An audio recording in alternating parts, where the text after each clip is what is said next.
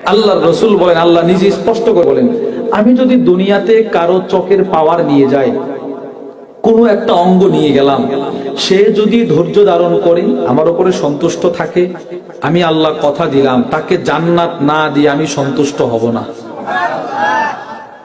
মান আযহাবতু হাবিবাতাই ফাসাবারা ওয়াহতাসাবা, আমি কারো চোখের আলো কেড়ে নিয়ে গেলাম, দামি কোনো অঙ্গ কেড়ে নিয়ে গেলাম, আর সে ধৈর্য ধারণ করেছে, সওয়াবের আশা করেছে, লাম আরকালাহু সাওয়াবান দুনাল জান্নাহ, আমি তাকে এর বিনিময়ে জান্নাত না দিয়ে সন্তুষ্ট হব না। কত বড় দামি দামি হাদিস, সুবহানাল্লাহ বলেন না কেন? শুধু এতটুকু নয়, আপনি আশ্চর্য হবেন, রাসূল হাদিস বর্ণনা করছেন, হাসরের ময়দানে অসুস্থ ব্যক্তিদেরকে আল্লাহ যখন পুরস্কার দিবে, পুরস্কার, তখন পৃথিবীর সব সুস্থ ব্যক্তিরা আফসোস করবে।